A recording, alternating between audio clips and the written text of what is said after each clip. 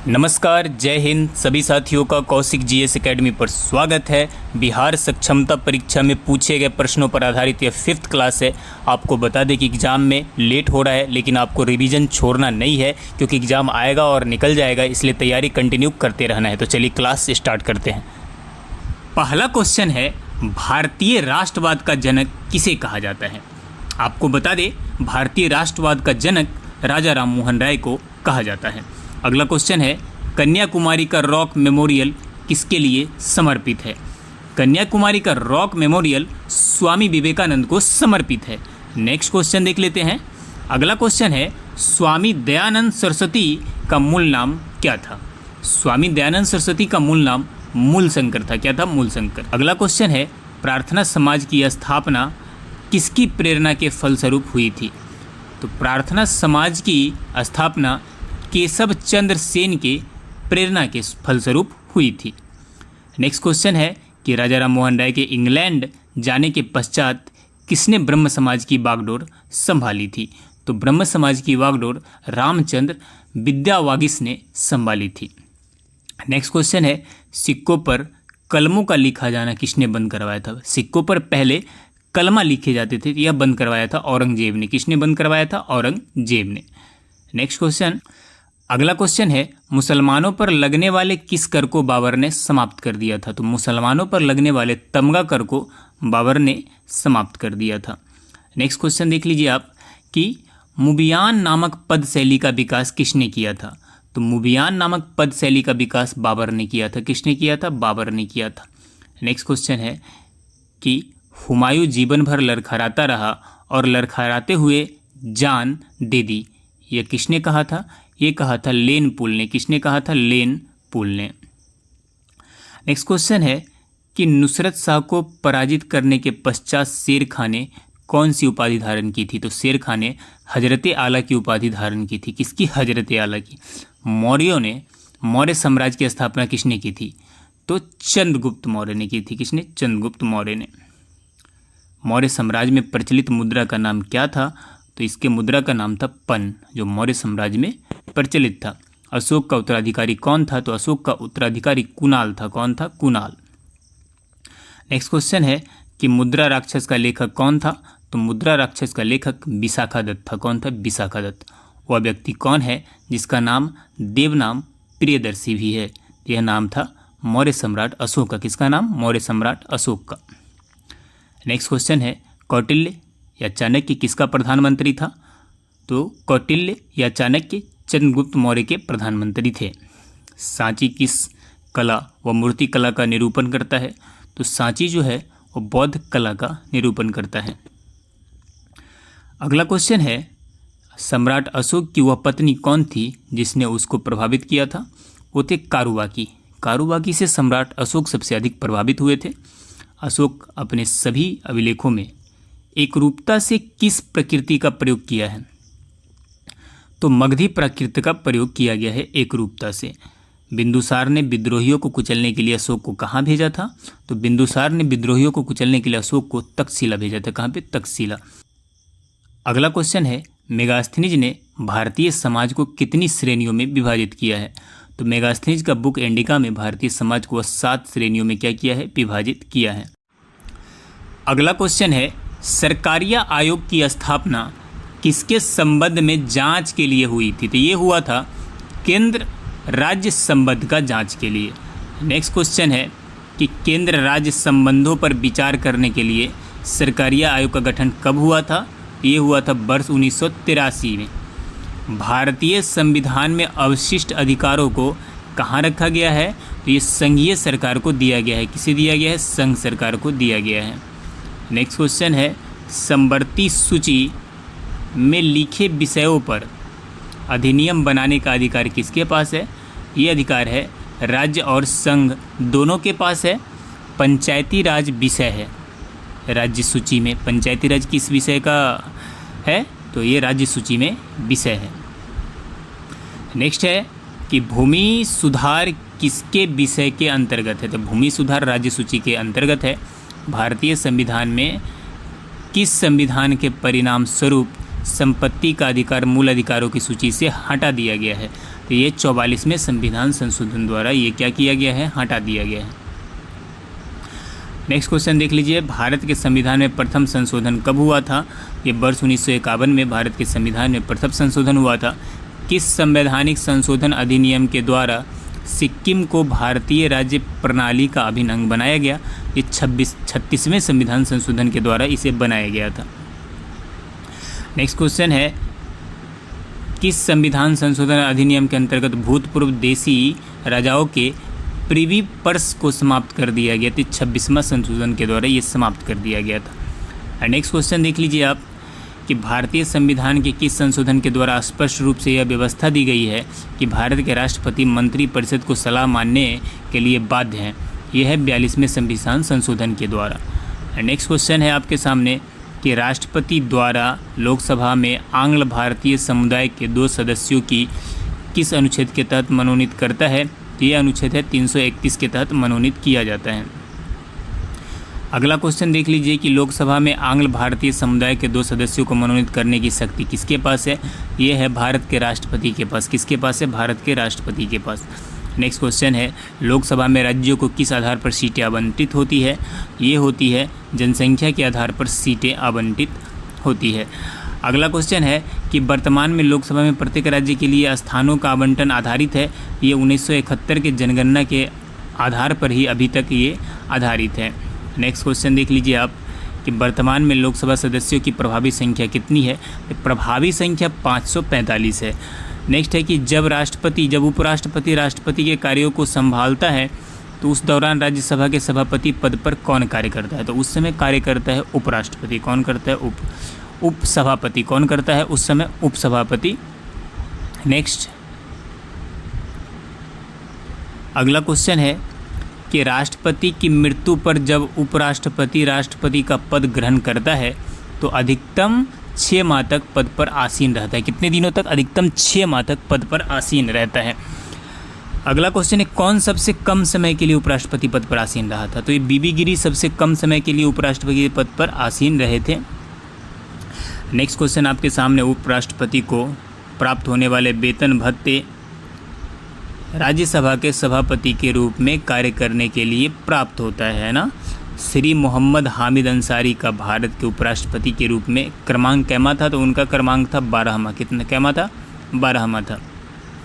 अगला क्वेश्चन है, भारत के उपराष्ट्रपति के पद पर लगातार 2 बार कौन रहा है? तो ये रहे हैं डॉक्टर एस राधाकृष्णन, जो पहले राष्ट्रपति जो 2 बार पद पर रहे हैं। उपराष्ट्रपति का निर्वाचन किसके द्वारा होता है? तो संसद द्वारा। उपराष्ट्रपति का निर्वाचन किसके द्वारा होता है? संसद के द्वारा होता है। नेक्स्ट क्वेश्चन है कि अपनी पदावधि समाप्त होने से पूर्व उपराष्ट्रपति को उसके पद से हटाने का अधिकार किसे है? यह अधिकार संसद को है। किसे है? संसद को। उपराष्ट्रपति अपने मत का प्रयोग कब करता है? तो उपराष्ट्रपति अपने मत का प्रयोग मतों के बराबर रहने की स्थिति में करता है। अगला क्वेश्चन है, कौन राष्ट्रपति के चुनाव में तो मतदान नहीं करते परंतु उपराष्ट्रपति के चुनाव में मतदान करते हैं? तो वह है संसद के मनोनीत सदस्य। भारत के प्रथम उपराष्ट्रपति थे डॉक्टर एस राधाकृष्णन। कौन थे? Doctor S Radhakrishnan. क्वेश्चन है कि भारतीय संविधान में 22 भाषाओं का राजभाषा का दर्जा प्रदान किया गया है। इन राजभाषाओं का उल्लेख किस अनुसूची में है? तो ये 8वीं अनुसूची में। किस अनुसूची में? 8वीं में। नेक्स्ट क्वेश्चन है आपका कि भारतीय संविधान की 8वीं अनुसूची का संबंध किससे है? तो ये भाषाओं से है। किससे है? भाषाओं से है। भारतीय संविधान में कितनी अनुसूचियां हैं? तो भारतीय संविधान में कुल 12 अनुसूचियां हैं। कितना है? 12 अनुसूचियां हैं। नेक्स्ट क्वेश्चन है कि दल बदल के आधार पर निर्वाचित सदस्यों की अयोग्यता संबंधी विवरण संविधान के किस अनुसूची में दिया गया है? तो ये 10वीं अनुसूची में दिया गया है। संविधान की 12वीं अनुसूची में यह किससे संबंधित है? तो नगर पालिकाओं के अधिकार संबंधी प्रावधान से रिलेटेड है। नेक्स्ट क्वेश्चन है कि कौन सा समादेश किसी अवैध व्यक्ति से सरकारी पद को बचाने के लिए जारी किया जाता है? यह अधिकार परीक्षा। कौन सा है? अधिकार परीक्षा।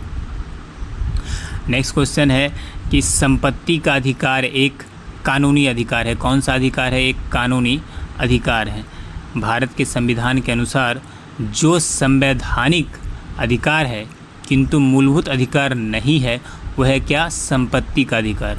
संपत्ति का अधिकार एक कानूनी अधिकार है, संवैधानिक अधिकार नहीं है। नेक्स्ट क्वेश्चन है कि किस वाद ने संसद को मौलिक अधिकारों में संशोधन का अधिकार दिया है? तो केशवानंद भारती वाद ने, किसने दिया है? केशवानंद भारती वाद ने। अगला क्वेश्चन है आपके सामने कि 6 वर्ष की आयु से 14 वर्ष की आयु के बीच के सभी बच्चे को शिक्षा का अधिकार है। यह कौन सा अधिकार है? तो आपको बता दें कि यह मूल अधिकार में आता है। कौन सा अधिकार है? मूल अधिकार। अगला प्रश्न है कि भारतीय संविधान कौन सी नागरिकता प्रदान करता है? तो भारतीय संविधान एकल नागरिकता प्रदान करता है। कौन सी? एकल नागरिकता। जबकि आपको बता दें कि अमेरिका जैसे देश में दोहरी नागरिकता है। कौन सी नागरिकता है? दोहरी नागरिकता। अगला क्वेश्चन है किस अनुच्छेद के तहत संसद को नागरिकता संबंध में कानून बनाने का अधिकार प्रदान किया गया है? यह अनुच्छेद 11 के तहत। किसके तहत? अनुच्छेद 11 के तहत। देशीकरण द्वारा नागरिकता प्राप्ति का एक तरीका क्या है? तो देशीकरण द्वारा है विदेशी पुरुष से विवाह करने पर। क्या? विदेशी पुरुष से विवाह करने पर। नेक्स्ट क्वेश्चन है कि नागरिकता के लोप होने का एक नियम क्या है? तो नागरिकता के लोप होने का एक नियम है कि देशद्रोह का अपराध सिद्ध होने पर नागरिकता आपका लोप हो सकता है। अगला क्वेश्चन देख लीजिए, नागरिकता प्राप्त करने व खोने के विषय में विस्तार से चर्चा कहाँ की गई है? ये की गई है 1955 के नागरिकता कानून में। अगला क्वेश्चन है कि किस ज्वालामुखी को भूमध्य सागर का प्रकाश स्तंभ कहा जाता है?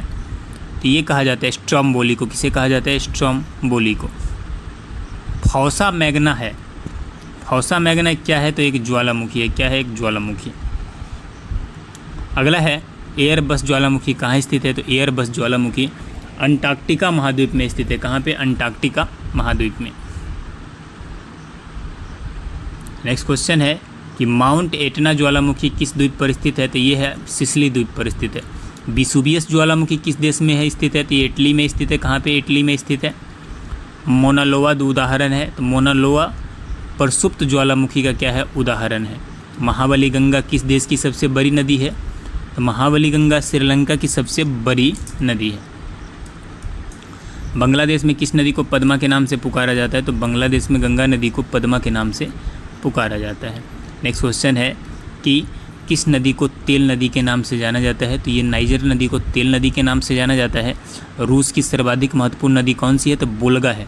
रूस की सर्वाधिक महत्वपूर्ण नदी कौन सी है? बोल्गा नदी है। नेक्स्ट है कि लाल नदी किस देश में बहती है? तो लाल नदी वियतनाम में बहती है। कहाँ पे बहती है? वियतनाम में। एशिया की विशाल नदी मेकांग बहती है। एशिया की विशाल नदी मेकांग मलेशिया में बहती है। कहाँ पे बहती है? मलेशिया में।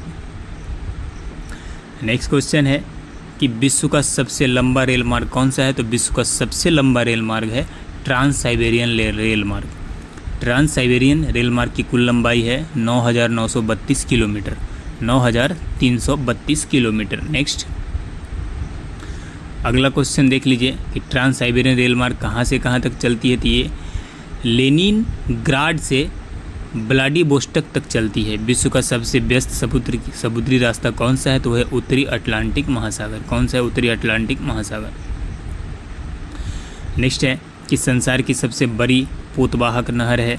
तो वह है सुएज नहर। कौन सा नहर है? सुएज नहर।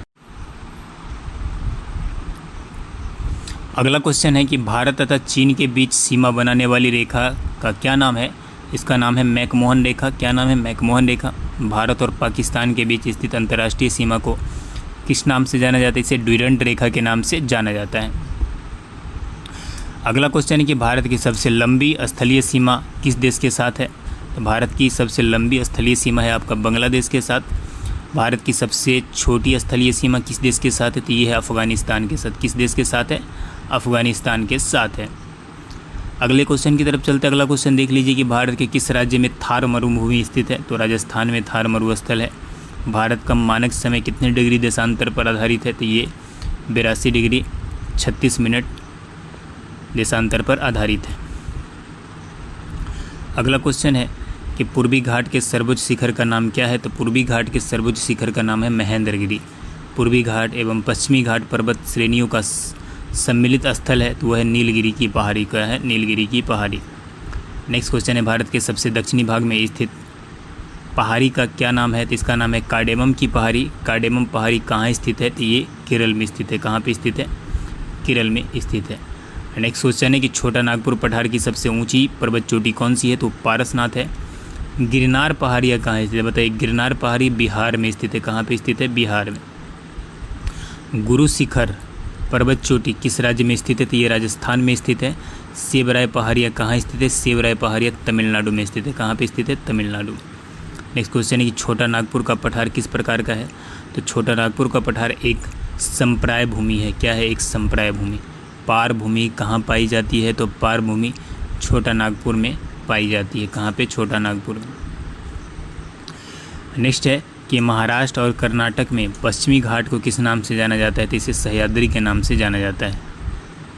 और अगला क्वेश्चन देख लीजिए कि हिमालय के सर्वोच्च शिखर माउंट एवरेस्ट की ऊंचाई कितनी है? 8,848 मीटर है।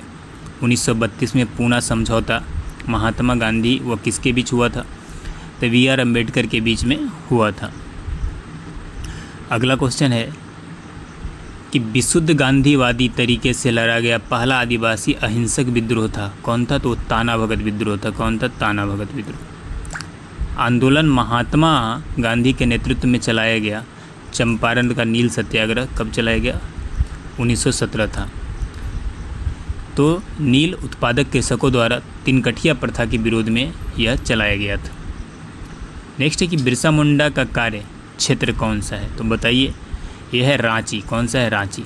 अखिल भारतीय किसान सभा सर्वप्रथम कहाँ आयोजित की गई थी? तो ये लखनऊ में की गई थी। कहाँ पे? लखनऊ में। अगला क्वेश्चन है, भारतीय राष्ट्रीय आंदोलन के 1885 से 1905 की अवधि को कहा जाता है? तो इसे उदारवादी चरण कहा जाता है। क्या कहा जाता है? उदारवादी चरण। नेक्स्ट क्वेश्चन है कि भारतीय राष्ट्रीय कांग्रेस की पहली बैठक किस शहर में हुई थी? ये हुई थी बम्बई में। कहाँ पे हुई थी? बम्बई में हुई थी। अगला क्वेश्चन है कि कांग्रेसी नेताओं में से किसको भारत का महान वृद्ध व्यक्ति यानी grand old man of India कहा जाता है? ये कहा जाता है दादा भाई नेहरू जी को। किसे कहा जाता है? दादा भाई नेहरू जी को। नेक्स्ट क्वेश्चन है, किस गवर्नर जनरल के कार्यकाल के दौरान भारतीय राष्ट्रीय कांग्रेस बनी थी? तो लॉर्ड डफरिन के कार्यकाल में भारतीय राष्ट्रीय कांग्रेस का निर्माण हुआ था। भारतीय विश्वविद्यालय अधिनियम 1904 किस वायसराय के काल में पारित किया गया था? तो ये लॉर्ड कर्जन के काल में पारित किया गया था। नेक्स्ट क्वेश्चन है कि किस कृत्य के कारण भगत सिंह, राजगुरु और सुखदेव को 23 मार्च 1931 में फांसी दी गई थी? तो वर्ष 1928 में लाहौर में सैंडर्स की हत्या के कारण इसे फांसी दी गई थी। अगला क्वेश्चन है, किस अधिनियम के तहत बिना मुकदमा और दोष सिद्धि के ही विधि न्यायालय ने किसी भी व्यक्ति को कैद करने का प्राधिकरण सरकार को दिया गया था? ये था वर्ष 1919 का रॉलेट एक्ट अधिनियम के तहत। नेक्स्ट क्वेश्चन आप देख लीजिए, गांधी इरविन समझौता 5 मार्च 1931 को किससे संबंधित था? ये सबने अवज्ञा आंदोलन से रिलेटेड था। स्वतंत्र भारत के प्रथम महाराज्यपाल यानी गवर्नर जनरल कौन थे? तो वो थे लॉर्ड माउंटबेटन। और भारतीय गवर्नर जनरल कौन थे? तो वो थे सी राजगोपालाचारी। किस अधिनियम में पहली बार भारत के लिए संघीय संरचना प्रस्तुत की? तो ये 1935 का अधिनियम था। किसका? 1935 का अधिनियम। भारत में हरित क्रांति का जनक किसे माना जाता है? तो ये माना जाता है डॉक्टर एम.एस. स्वामीनाथन को। किसे माना जाता है? Doctor MS. स्वामीनाथन को। भारत का सबसे बड़ा मूंगफली उत्पादक राज्य कौन सा है? तो वो गुजरात है। कौन सा है? गुजरात। भारत का सबसे बड़ा सोयाबीन उत्पादक राज्य है मध्य प्रदेश। मूंगफली सबसे ज़्यादा कहाँ होता है? गुजरात में, याद रखिएगा। सोयाबीन कहाँ होता है? तो ये मध्य प्रदेश में होता है। काजू का सबसे बड़ा उत्पादक राज्य बताइए? तो ये केरल है। और दाल का? तो मध्य प्रदेश। दाल सबसे ज़्यादा कहाँ पे होता है? तो ये मध्य प्रदेश में होता है। सबसे अधिक मात्रा में केसर मिलता है? तो सबसे ज़्यादा केसर मिलता है जम्मू कश्मीर में। भारत में रासायनिक उर्वरकों के 2 बड़े उपभोक्ता कौन कौन है? तो पंजाब और हरियाणा। अगला क्वेश्चन है, बिहार के उद्योगों का कमिश्नर दफ्तर कहाँ स्थित है? ये पटना में स्थित है। भारत के किस राज्य को चीनी का कटोरा कहा जाता है? तो चीनी का कटोरा यूपी को कहा जाता है। शर्करा फैक्ट्रियां की अधिकतम संख्या कहाँ पर है? तो जो चीनी की फैक्ट्री है वो उत्तर प्रदेश में सबसे ज़्यादा है। भारतीय जूट उद्योग के लिए प्रमुख प्रतिद्वंदी कौन है? तो बांग्लादेश है। कौन है? बांग्लादेश। नेक्स्ट क्वेश्चन है कि केंद्रीय चर्म अनुसंधान संस्थान कहाँ पर स्थित है? ये चेन्नई में स्थित है। बिहार में तेल शोधक कारखाना कहाँ पे है? तो ये बरौनी में है। तेल शोधक कारखाना कहाँ पे है? तो ये बरौनी में है। कौन सा प्रमुख उद्योग मूरी में स्थापित है? तो मूरी में जो उद्योग स्थापित हुआ है एल्युमिनियम उद्योग। भारत में प्रथम सूती कपड़े का कारखाना कहाँ स्थापित हुआ था? ये मुंबई में स्थापित हुआ। कहाँ पे? मुंबई में स्थापित हुआ था। प्रथम तेल परिष्करण संयंत्र कहाँ पर स्थापित हुई थी? ये हुआ था डिगबोई में। कहाँ पे? असम के डिगबोई में। सबसे बड़ा तेल शोधक कारखाना कहाँ है? तो ये जामनगर में है। कहाँ है? जामनगर में। नेक्स्ट क्वेश्चन है टिस्को। टिस्को संयंत्र किसके नज़दीक स्थित है? तो ये टाटानगर के नज़दीक स्थित है। भारत का सबसे ऊंचा बांध कौन सा है? तो भारत का सबसे ऊंचा बांध है टिहरी बांध। कौन सा है? टिहरी बांध।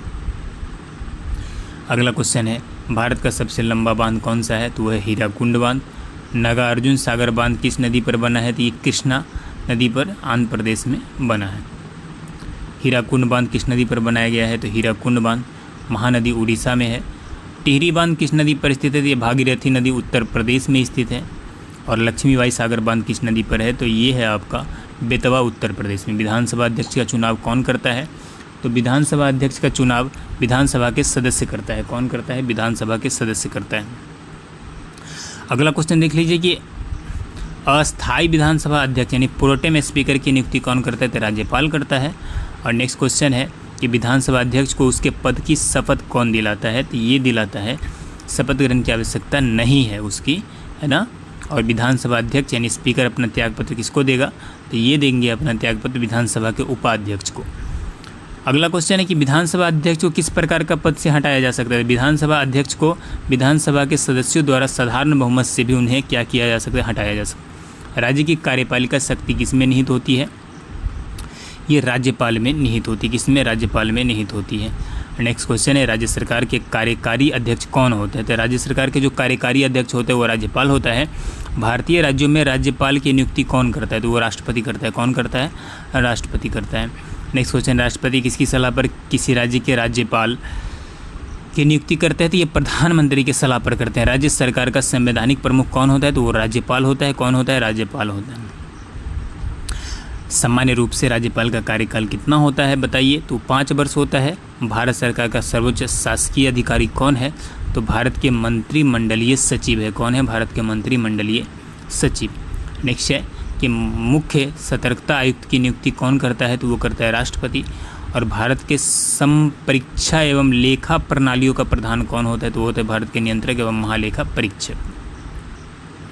भारत का सॉलिसिटर जनरल होता है तो एक प्रशासनिक अधिकारी है। कानूनी विषयों पर राज्य सरकार को कौन परामर्श देता है? तो एडवोकेट जनरल देता है। कौन देता है? Advocate general. प्रत्येक राज्य में महाधिवक्ता की नियुक्ति किसके द्वारा की जाती है? तो ये राज्यपाल के द्वारा की जाती है। भारत सरकार का प्रथम विधि अधिकारी कौन होता है? तो भारत के महान्यायवादी होता है। कौन होता है? भारत के महान्यायवादी। भारत के अटॉर्नी जनरल महान्यायवादी की नियुक्ति कौन करता है? तो ये किया जाता है भारत के राष्ट्रपति द्वारा। कौन करता है? भारत के राष्ट्रपति। भारत सरकार को कानूनी विषयों पर परामर्श कौन देता है? तो अटॉर्नी जनरल यानी महान्यायवादी देता है। और भारत सरकार का मुख्य विधि परामर्शदाता कौन है? तो अटॉर्नी जनरल ऑफ इंडिया है। कौन है? Attorney general of India. अगला क्वेश्चन देख लीजिए, वह व्यक्ति कौन है जो संसद सदस्य नहीं होता है लेकिन जिसे संसद को संबोधित करने का अधिकार है? वो है भारत का अटॉर्नी जनरल। कौन है? Attorney general. सार्वजनिक लोक लेखा समिति में राज्यसभा के कितने सदस्य होते थे? 7 होते। कितने होते हैं? 7 सदस्य होते हैं। किस संसदीय समिति को प्राक्कलन समिति की जुड़वा बहन कहा जाता है? तो लोक लेखा समिति को कहा जाता है। किसे? लोक लेखा समिति को। संसद की कौन सी समिति नियंत्रक एवं महालेखा परीक्षक की रिपोर्ट यानी प्रतिवेदनों की समीक्षा करती है? तो वो है लोक लेखा समिति। कौन करती है? लोक लेखा समिति। नेक्स्ट है कि लोकसभा अध्यक्ष किस समिति का पदेन अध्यक्ष होता है? तो वो नियम समिति का होता है। किसका? नियम समिति का। लोक लेखा समिति अपनी रिपोर्ट प्रस्तुत करती है तो लोकसभा अध्यक्ष को किसे करती है? लोकसभा अध्यक्ष को। अगला क्वेश्चन है संविधान सभा द्वारा अंतिम रूप से पारित संविधान में कुल कितने अनुच्छेद और अनुसूचियाँ हैं? तो अंतिम रूप से जो संविधान बना था उसमें 395 अनुच्छेद और 8 अनुसूचियाँ थी। अगला क्वेश्चन देख लीजिए, कि वर्तमान समय में भारतीय संविधान में गणना की दृष्टि से कुल कितने अनुच्छेद और अनुसूचियाँ हैं, तो 395 ही अनुच्छेद हैं, अब 12 अनुसूचियाँ हैं। संविधान के अनुच्छेद 1 में भारत को क्या कहा गया है, तो भारत को राज्यों का संघ कहा गया है। भारतीय संविधान का कौन सा अनुच्छेद राष्ट्रपति के पद के लिए पुनः निर्वाचन की योग्यताएं निर्धारित करती है, वो है अनुच्छेद 57। कौन सा अनुच्छेद है, अनुच्छेद 57। अगला क्वेश्चन है कि भारतीय संविधान के किस अनुच्छेद में प्रेस की स्वतंत्रता दी गई है, ये दी गई है अनुच्छेद 19 के 1 में। किस में दी गई है, 19 के 1। कौन सा अनुच्छेद संसद के 2 अधिवेशनों के बीच 6 माह के अंतराल की अनिवार्यता का उल्लेख करता है, ये करता है अनुच्छेद 85। कौन करता है, अनुच्छेद 85। नेक्स्ट क्वेश्चन है कि संविधान के किस अनुच्छेद के अंतर्गत राष्ट्रपति अध्यादेश जारी करता है, ये करता है अनुच्छेद 123 के अंतर्गत। किसके अंतर्गत, 123 के अंतर्गत। संविधान के किस अनुच्छेद में सर्वोच्च न्यायालय के न्यायाधीश पर महाभियोग चलाए जाने का प्रावधान है, तो ये प्रावधान किया गया अनुच्छेद 124 के अनुसार। किसके अनुसार, अनुच्छेद 124 के अनुसार। नेक्स्ट क्वेश्चन है भारतीय संविधान का कौन सा अनुच्छेद संसद को अंतर्राष्ट्रीय समझौते को लागू करने के लिए विधि निर्माण करने की शक्ति प्रदान करता है, ये कौन करता है, तो ये शक्ति प्रदान करता है अनुच्छेद 253, 253। नेक्स्ट है कि भारतीय संविधान के किस अनुच्छेद के अंतर्गत वित्त आयोग का गठन का प्रावधान है, तो वित्त आयोग के गठन का प्रावधान है अनुच्छेद 280 के तहत। किसके तहत, 280 के तहत।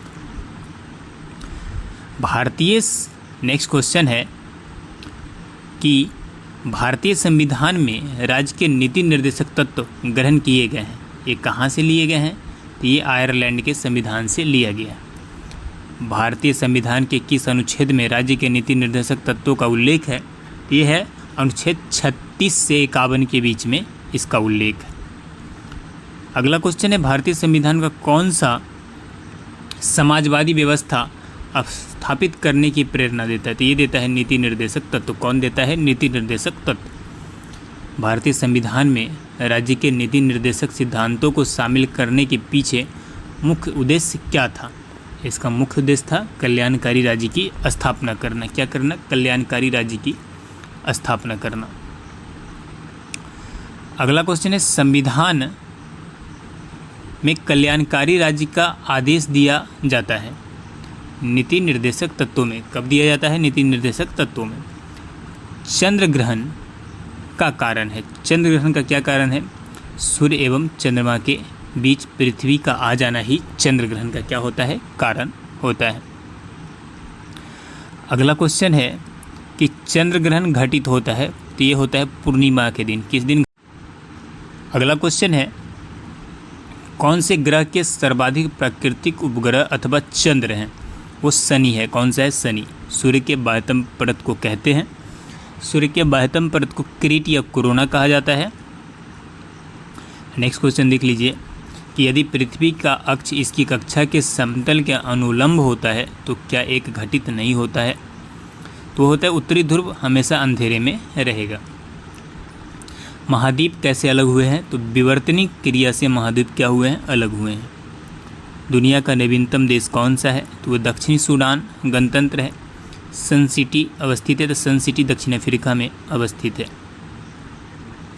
क्षेत्रफल की दृष्टि से देशों का सही क्रम कौन सा है, तो वो है अर्जेंटीना, भारत, ऑस्ट्रेलिया और ब्राज़ील। महासागरीय सतह का निर्माण किस प्रकार की चट्टानों से हुआ है, तो ये बेसाल्ट चट्टानों से हुआ है। किस प्रकार के, बेसाल्ट चट्टानों से हुआ है। नेक्स्ट क्वेश्चन है गहराई में वृद्धि के अनुसार महाद्वीपीय भूपटल के विभिन्न परतों का सही क्रम क्या है, तो सबसे पहले सियाल, सीमा, फिर लास्ट में क्या है, नीफे। संसार का सर्वाधिक सक्रिय ज्वालामुखी कौन सा है, तो वह किलायु है। कौन सा ज्वालामुखी है, किलायु ज्वालामुखी है। ज्वालाखंडास्मी क्या होता है, तो ये तप्त सेल के टुकड़े और लावा होते हैं। पेले के बाल का संबंध किस प्रकार का ज्वालामुखी से है? तो इसका हवाई तुल्य से है। किससे है? हवाई तुल्य से। क्रेटर ज्वालामुखी छिद्र मुख्यतः किस आकृति के होते हैं? तो ये शंक्वाकार होते हैं। कैसा होते हैं? शंक्वाकार। कौन सी गैस ज्वालामुखी उद्भेदन के समय नहीं निकलती है? तो ऑक्सीजन गैस क्या होती है? नहीं निकलती है। विश्व का सबसे ऊंचा सक्रिय ज्वालामुखी कौन सा है? तो वह है कोटोपैक्सी। किसे भारत का प्रथम आधुनिक व्यक्ति माना जाता है? तो राजा राम मोहन राय को माना जाता है। राजा राम मोहन राय द्वारा स्थापित प्रथम संस्था थी तो आत्मीय सभा। कौन सी थी? आत्मीय सभा। राम मोहन राय को राजा की उपाधि किसने दी थी? तो अकबर द्वितीय ने दी थी। किसने? अकबर द्वितीय ने। आर्य समाज की स्थापना का वर्ष है? तो वर्ष 1875 में आर्य समाज की स्थापना किया गया। वेदों के पुनरुत्थान का श्रेय किसे है? तो वेदों के पुनरुत्थान का श्रेय दयानंद सरस्वती को। किसे है? दयानंद सरस्वती को। अगला क्वेश्चन है, वेदों की ओर लौटो किसने कहा था? ये कहा था दयानंद सरस्वती ने। बंकिम चंद्र चटर्जी के प्रसिद्ध उपन्यास आनंद मठ का कथावाचक आधारित है। ये सन्यासी विद्रोह पर आधारित है। मुंगेर के बरहिया ताल विरोध का उद्देश्य क्या था? तो बाक्सत भूमि की वापसी की मांग। कूका आंदोलन को किसने संगठित किया था? तो गुरु राम सिंह ने इसे संगठित किया था। जिस आदिवासी नेता को जगत पिता यानी धरती आबा कहा जाता है वह था तो बिरसा मुंडा। कौन थी? बिरसा मुंडा। मोपला आंदोलन 1921 कहाँ हुआ था? तो ये हुआ था मालाबार में। कहाँ पर हुआ था? मालाबार में। अगला क्वेश्चन है, पागलपंथी विद्रोह वस्तुतः एक विद्रोह था गारो का। गिरमिटिया प्रथा से क्या अभिप्राय है? तो मजदूरों की घृणित भर्ती। अगला क्वेश्चन है, रॉलेट एक्ट का विरोध करने हेतु गांधी जी ने कौन सा सभा बनाई? तो गांधी जी ने सत्याग्रह सभा बनाई थी। सत्याग्रह आंदोलन के समय पंजाब में गवर्नर पद पर कौन थे? तो वो थे माइकल ओ डायर। कौन थे? Michael O'Dwyer. Next question है कि जनरल डायर को जालियांवाला बाग कांड की सजा मात्र क्या दी गई? तो नौकरी से बर्खास्त। लॉर्ड सभा ने डायर के बारे में क्या कहा?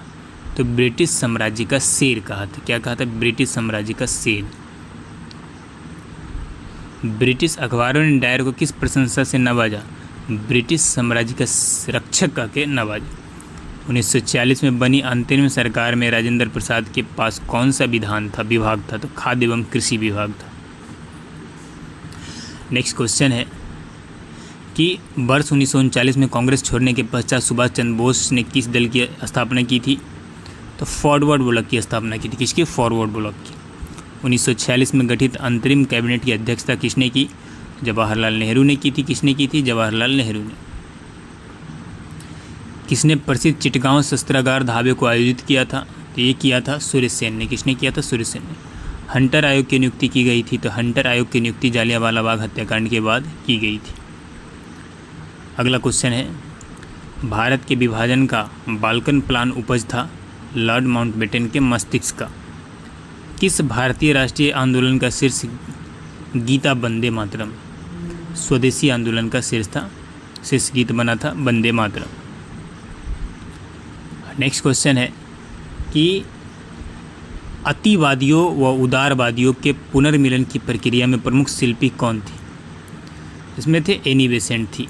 किस भारतीय अशांति के जनक के रूप में जाना जाता है? तो भारतीय अशांति के जनक के रूप में बाल गंगाधर तिलक को जाना जाता है।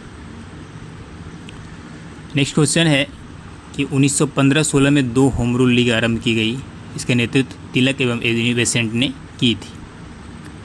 राष्ट्रीय आंदोलन की अवधि में जिस घटना ने मतभेद की बीज बोए अंततः देश का विभाजन कराया था वो क्या था? तो विधानसभाओं में मुसलमानों के लिए पृथक निर्वाचन क्षेत्रों व स्थानों का आरक्षण था। हम कांग्रेस में फूट डालने नहीं आए हैं 23 दिसंबर 1907 को यह किसने कहा था? तो बाल गंगाधर तिलक ने कहा था। अगला है, युवा वर्ग ने याचना, प्रार्थना और प्रतिवाद आदि उपायों को क्या बताया? तो राजनीतिक भिक्षावृत्ति बताया।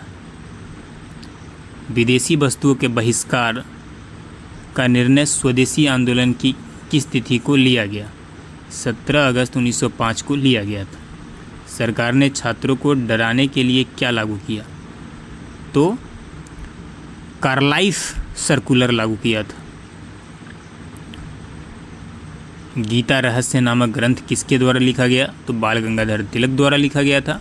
मुस्लिम लीग का प्रथम अध्यक्ष कौन था? तो आगा खां था। कौन था? आगा खां। भारत के विभाजन को टालने का अंतिम अवसर समाप्त हो गया था कैबिनेट मिशन को अस्वीकार करने के साथ ही।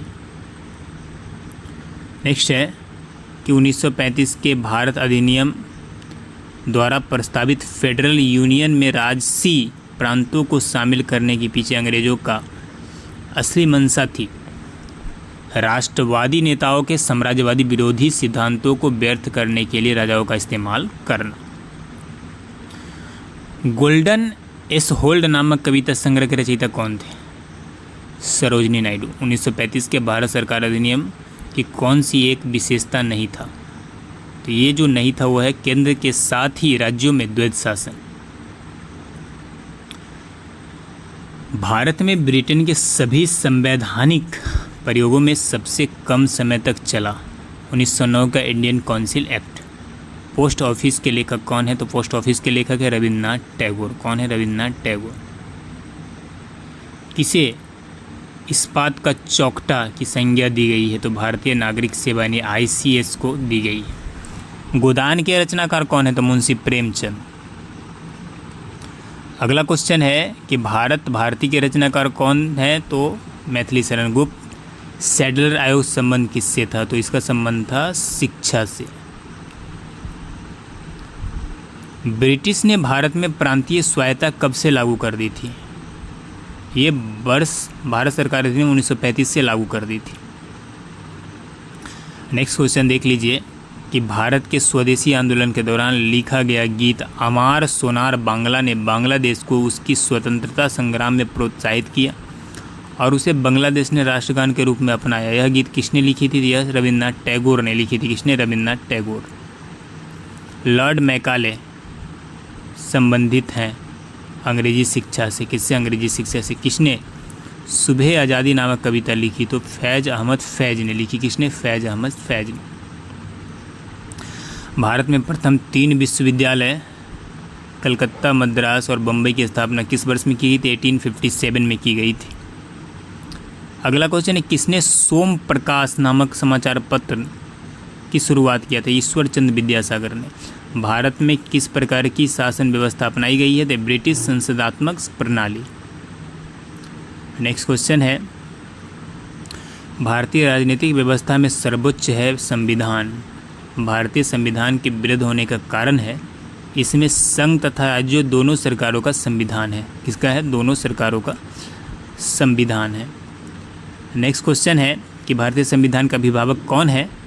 तो सर्वोच्च न्यायालय को भारतीय संविधान का अभिभावक माना गया है। भारत में वयस्क मताधिकार की उम्र सीमा क्या है?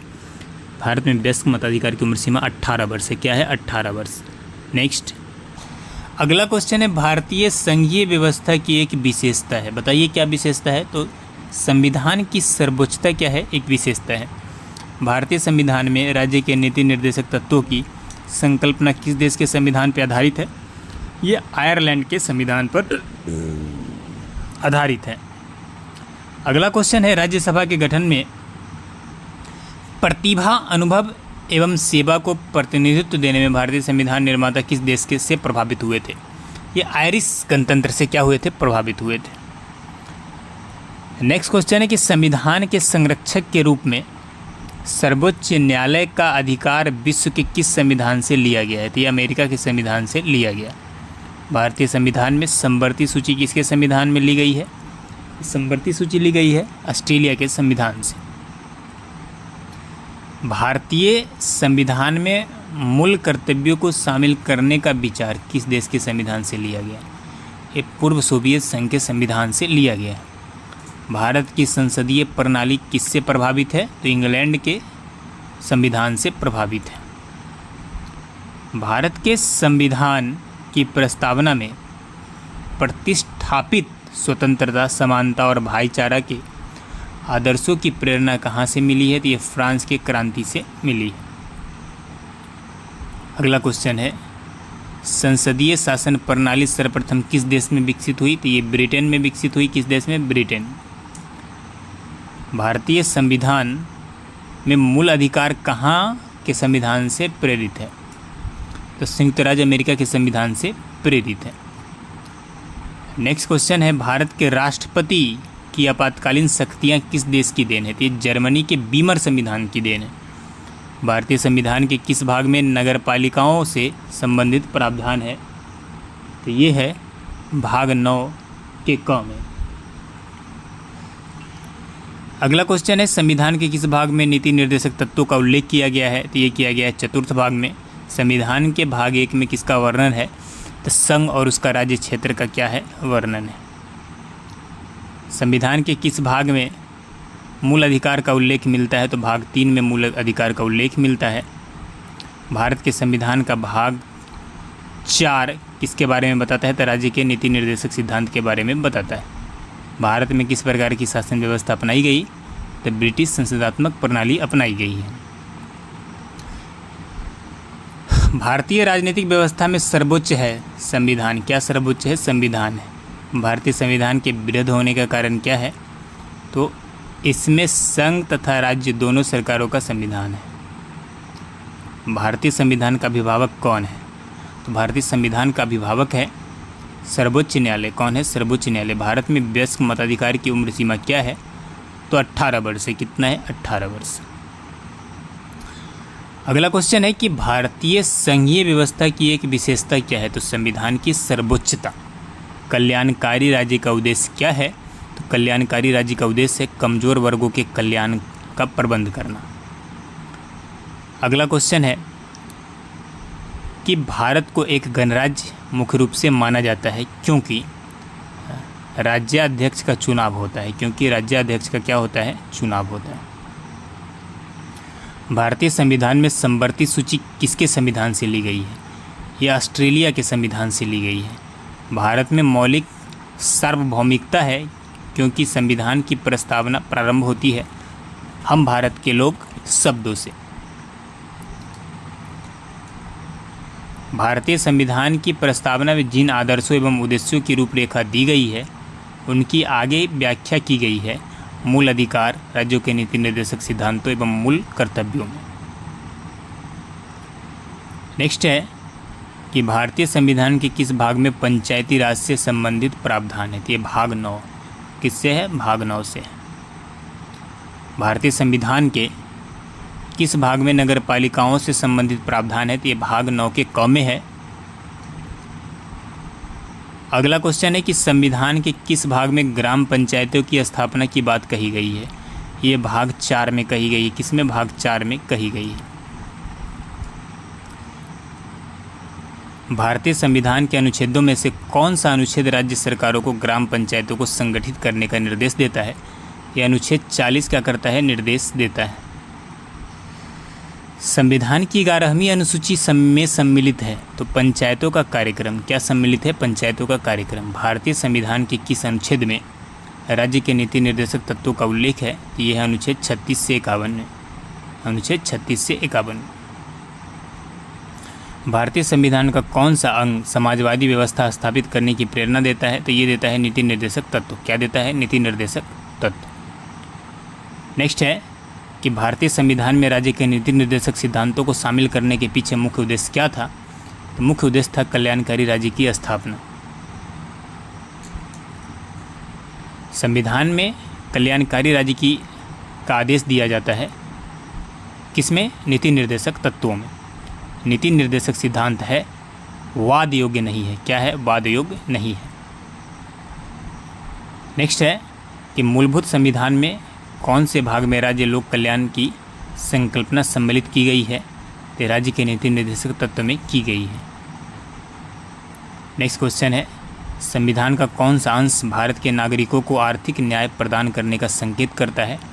तो राज्य के नीति निर्देशक तत्व। कौन करता है? राज्य के नीति निर्देशक तत्व।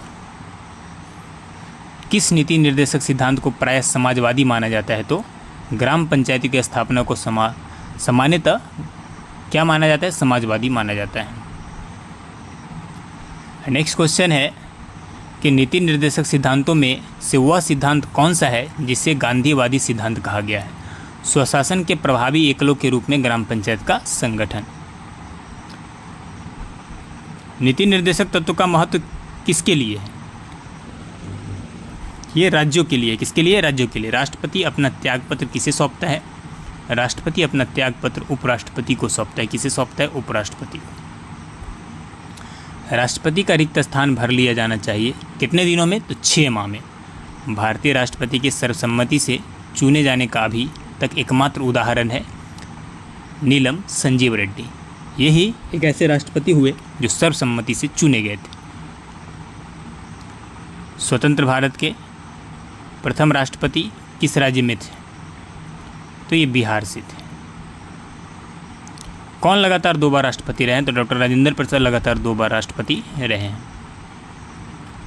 भारतीय संविधान का कौन सा अनुच्छेद राष्ट्रपति के पद के लिए पुनः निर्वाचन की योग्यताएं निर्धारित करती है? तो अनुच्छेद 57 था। थीन बांध किस नदी पर है? तो थीन बांध आपको बता दें कि रावी नदी पर स्थित है। मैथन बांध किस नदी पर है? तो मैथन बांध बराकर नदी पर है। बाल पहाड़ी बांध किस नदी पर है? तो ये भी बराकर नदी पर है। पोंग बांध किस नदी पर है? तो पोंग बांध ब्यास नदी पर है। और फरक्का बांध किस नदी पर बनाया गया है? तो फरक्का बांध गंगा नदी पर बनाया गया है। इडुक्की बांध किस राज्य में है? तो इडुक्की बांध केरल में है। और भारत में दूध उत्पादन में अग्रणी राज्य कौन सा है? तो दूध उत्पादन में अग्रणी राज्य है उत्तर प्रदेश। भारत में ऑपरेशन फ्लड कार्यक्रम का प्रारंभ कब हुआ था? तो 1970 ईस्वी में हुआ था। श्वेत क्रांति संबंधित है, तो श्वेत क्रांति का संबंध है दूध उत्पादन से। ऑपरेशन फ्लड का संबंध है दूध उत्पादन से। और आपको बता दें कि भारत में श्वेत क्रांति का जनक माने जाते हैं तो डॉक्टर वर्गीज कुरियन माने जाते हैं। भारतीय कृषि का इतिहास किसने लिखा? एम एस रंधावा ने लिखा है। भारतीय कृषि का इतिहास किसने लिखा है? M S Randhawa. ग्रहों में किसके चारों ओर बलय हैं? तो शनि के चारों ओर क्या है? बलय हैं। नासा के किससे संबंधित मिशन का नाम जूनो है? तो बृहस्पति का नाम क्या है? जूनो है। बृहस्पति का द्रव्यमान क्या है? तो लगभग सूर्य के द्रव्यमान का 1000वां भाग।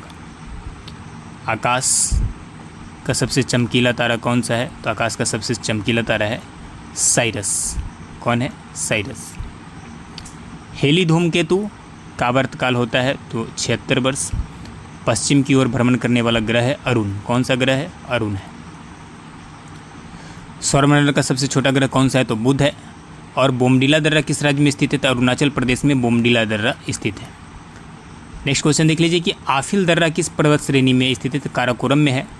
आफिल दर्रा किन देशों को जोड़ता है? तो भारत और चीन को आफिल दर्रा क्या करता है? जोड़ता है।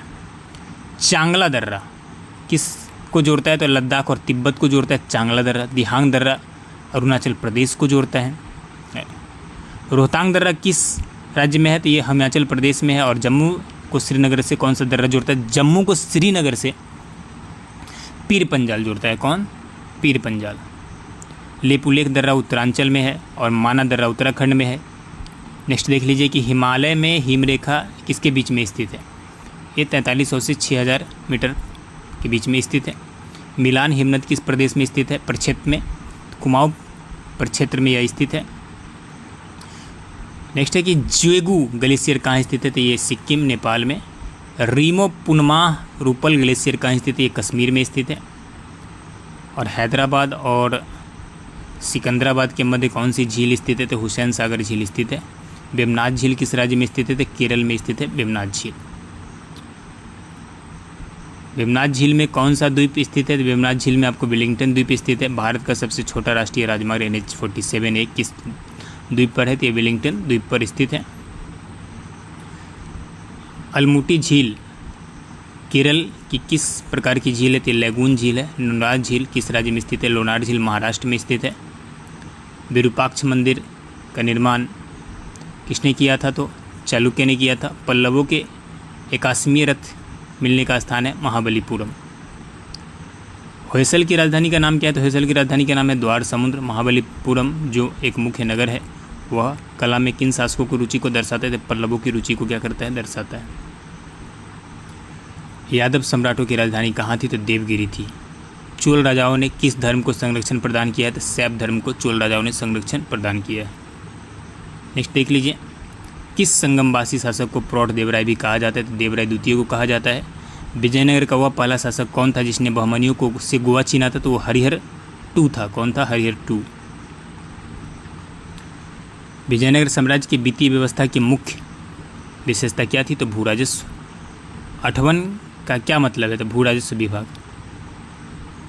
बीजापुर का गोल गुंबज किसका मकबरा है? तो ये मोहम्मद आदिल शाह का मकबरा है। विजयनगर साम्राज्य में अपने उद्भव के लिए आभारी है। तो हरिहर एवं बुक्का का। किसका? हरिहर एवं बुक्का का। गुरिल्ला युद्ध का प्रथम प्रदर्शक कौन थे? तो शिवाजी थे। शिवाजी के प्रशासन में पेशवा कहा जाता था। प्रधानमंत्री को क्या कहा जाता था? पेशवा कहा जाता था। चौथ क्या था? तो पड़ोसी राज्यों पर शिवाजी द्वारा लगाया गया भूमि कर को चौथ कहा जाता था। मराठा राज्य का दूसरा संस्थापक किसे माना जाता है? तो ये बालाजी विश्वनाथ को माना जाता है। यूरोपीय शक्तियों में किसने शिवाजी को तोपें प्रदान की? था अंग्रेज ने। शिवाजी ने मुगलों के किस संधि द्वारा किलों का हस्तांतरित किया था? तो पुरंदर की संधि द्वारा। वैदिक ग्रंथों में के प्रसिद्ध भाष्यकार रसायन किस काल में सक्रिय थे? तो ये विजयनगर राज्यकाल में सक्रिय थे। 1565 में कौन सा प्रसिद्ध युद्ध हुआ? तालीकोटा का युद्ध हुआ था 1565 में।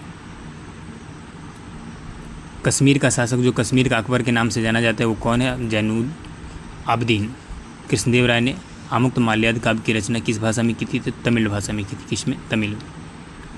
कृष्णदेव राय का राज कवि कौन थे? तो पेदन्ना थे। कौन थे? पेदन्ना।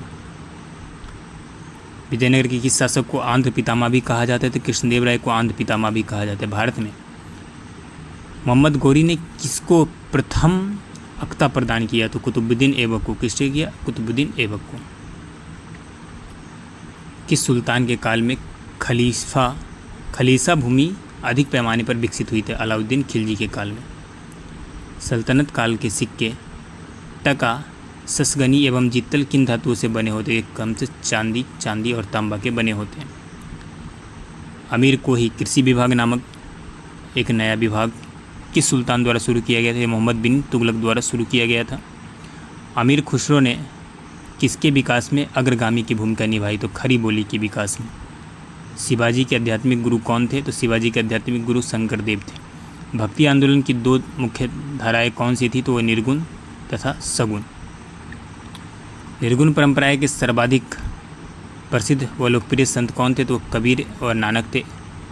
मलुक दास ने किसका घोर विरोध किया? तो तीर्थ यात्रा व मूर्ति पूजा का घोर विरोध किया था। यदि एक पत्थर की पूजा होती है तो दूसरे को पैरों तले क्यों रौंदा जाता है? या किसने कहा था? नामदेव ने कहा जाता। ईश्वर पूजा हेतु गोदावरी नदी से लाए पवित्र जल को किसने एक प्यासे गधे को पिला दिया था? तो एकनाथ ने। शेरशाह द्वारा बनवाई गई 1700 सरायों का प्रबंध कौन करता था? तो सिकदार। कौन करता था? सिकदार करता था। अकबर की माता का नाम क्या था? तो हमीदा बानो बेगम। अकबर के राजकवि तथा प्रसिद्ध संगीतकार कौन थे? तो वो तानसेन थे। कौन थे? तानसेन। अकबर का मालवा पर विजय कब हुआ? तो 1561 में। 1561 ईस्वी मालवा का शासक कौन था? तो बाज बहादुर था। कौन था? बाज बहादुर। शाहजहाँ का रत्न जड़ित सिंहासन किस नाम से जाना जाता था? ये जाना जाता था तख्ते ताउस के नाम से। शेरशाह के मकबरे का ताजमहल से भी सुंदर किसने कहा? कनिंघम ने कहा था। बुद्धिमत्ता और अनुभवों में वह दूसरा हैदर था। शेरशाह के बारे में किसने कहा था? अब्बास खान ने कहा था। गुजरात विजय की स्मृति में अकबर ने किस इमारत की निर्माण करवाया था? बुलंद दरवाज़ा जो फतेहपुर सीकरी में स्थित, इसका निर्माण करवाया था। अगला क्वेश्चन है, अंग्रेज औरंगजेब ने सती प्रथा पर कब प्रतिबंध लगाया? तो 1663 ईस्वी में। अकबर के शासनकाल में प्रधानमंत्री किस नाम से जाना जाता था? तो वकील के नाम से जाना जाता था। तांबा का सिक्का जारी करने वाला पहला गुप्त शासक कौन था?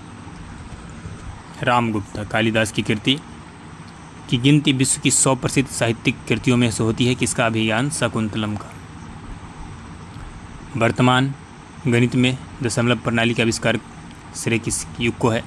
एक गुप्त युग को है। गुप्त काल के सर्वाधिक लोकप्रिय देवता कौन थे? तो विष्णु थे। कौन थे? विष्णु। मेहरौली दिल्ली स्थित लौह स्तंभ का निर्माण किस सदी में हुई थी? तो 4वीं सदी में। कुमार संभवम महाकाव्य कवि ने लिखा था? तो कालिदास ने लिखा था। भारतीय उपमहाद्वीप किस भूखंड का भाग है? तो एक गोंडवाना लैंड का भाग है। भारत किस गोलार्ध में स्थित है? भारत उत्तर पूर्वी गोलार्ध में स्थित है। भारत का सुदूर पश्चिमी का बिंदु कौन सा है? तो 68 डिग्री 7 मिनट पूर्व गुजरात में है। शिव समुद्र किस नदी द्वारा बनवाया गया है? तो ये कावेरी नदी द्वारा बनवाया गया है। भारत के प्रादेशिक जल सीमा समुद्र तट से कितने समुद्री दूरी तक होती है? तो 12 समुद्री मील तक होती है प्रादेशिक जल सीमा। 10 डिग्री चैनल किसके मध्य है? तो छोटा अंडमान और कार निकोबार के बीच 10 डिग्री चैनल स्थित है।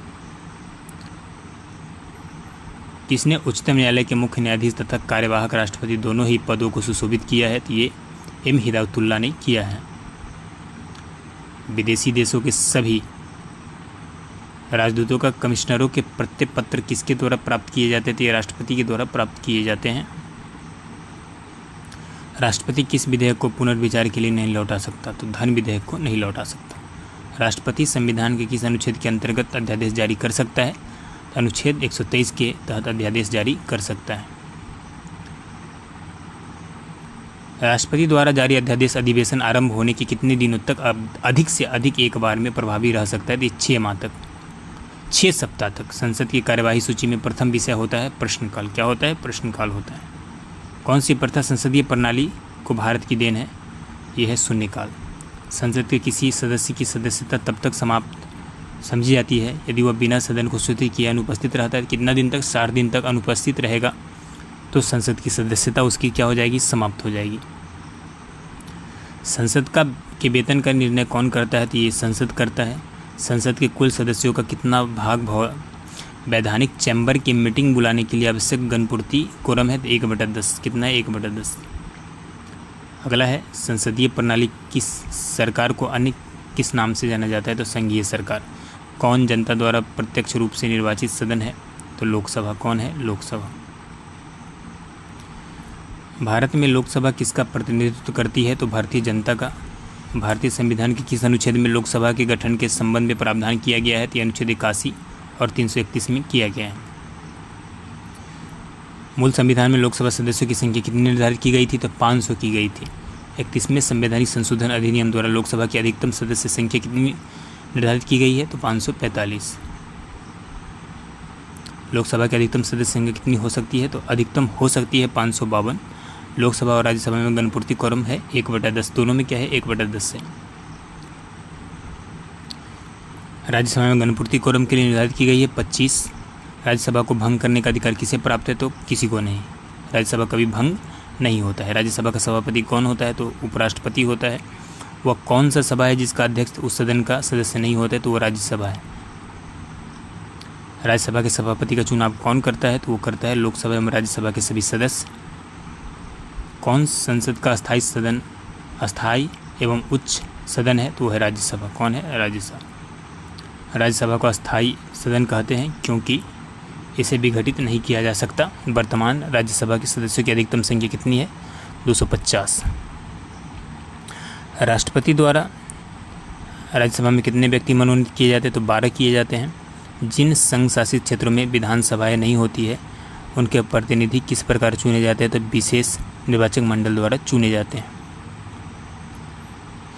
राज्यसभा में सदस्यों का निर्वाचन होता है अनुपातिक प्रतिनिधित्व के अनुसार।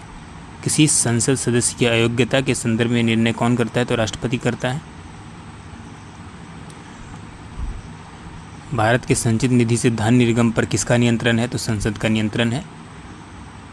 भारतीय राजनीतिक व्यवस्था में कार्यपालिका के अधीन रहकर कौन कार्य करती है? ये न्यायपालिका करती है। कौन करती है? न्यायपालिका। भारतीय पार्लियामेंट संसद का उद्घाटन कब हुआ था? तो 1927 में हुआ था। संसद के 2 सदनों का छात्रावास कौन करता है?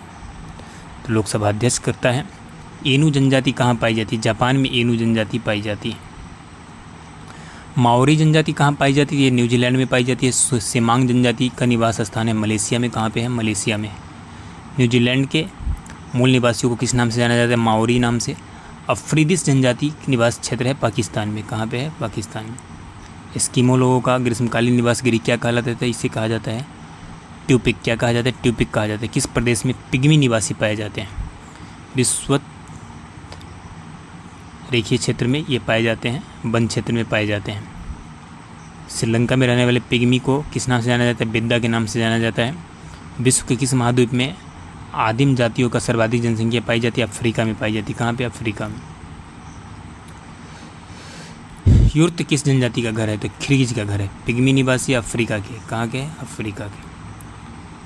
नेक्स्ट है कि अफ्रीका के मूलभूत जनजाति पिग्मी किस नदी की घाटी में पाई जाती है? कांगो में।